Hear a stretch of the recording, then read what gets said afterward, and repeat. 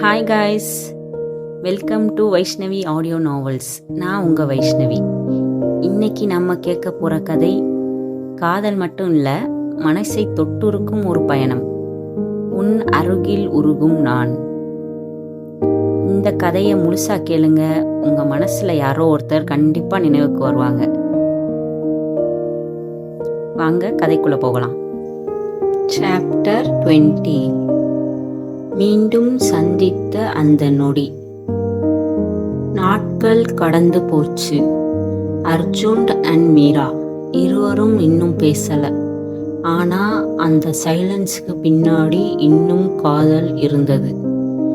ஒரு மாலை, மழை வரப்போற மாதிரி வானம் இருண்டு இருந்து அர்ஜுன் வேலை முடிச்சு வெளியே வந்தான்.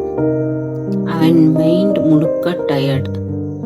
அந்த நேரம் ஒரு ஃபெமிலியர் லவ். அவன் திரும்பி பார்த்தான். மீரா.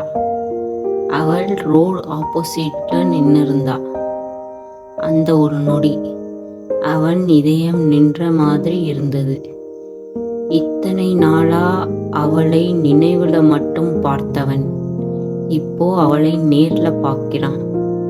மீராவும் அவனை பார்த்துட்டா. அவள் சிரிக்க முயற்சித்தா. ஆனா அந்த சிரிப்புல வலி இருந்தது. சில செகண்ட்ஸ் இருவரும் அப்படியே பார்த்துக்கிட்டு இருந்தாங்க. பிறகு மழை ஆரம்பிச்சது. அந்த மழை அவர்களோட கதையோட ஒரு பகுதி மாதிரி ஆகிடுச்சு.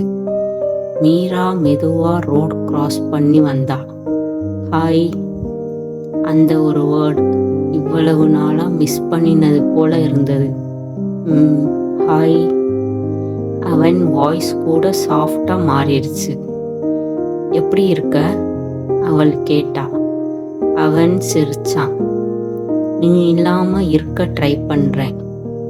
அந்த பதில் அவளை இதயம் உடைச்சிச்சு. அர்ஜுன், நான் உன்னை ஹர்ட் பண்ணிட்டேனா?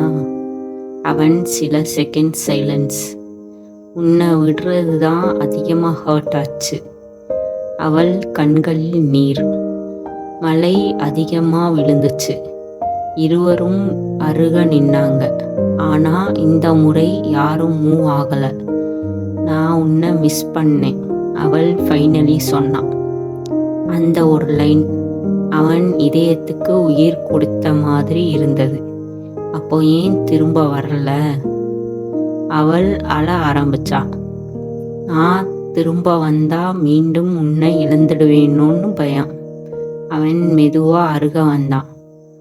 நீ இல்லாததாலேயே நான் இப்போ இழந்த மாதிரி ஃபீல் பண்றேன். அந்த வார்த்தை அவளை முழுசா உடைச்சு போட்டது. அவள் அழுதுகிட்டே அவனை கட்டி பிடிச்சா. அந்த மலையில இருவரும் அப்படியே நின்னாங்க.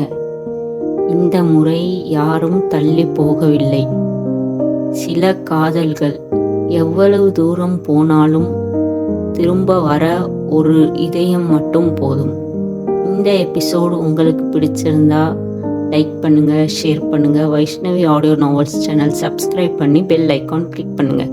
கமெண்ட்ல உங்க தாட்ஸ் சொல்லுங்க. நான் உங்க வைஷ்ணவி. மீண்டும் சந்திப்போம்.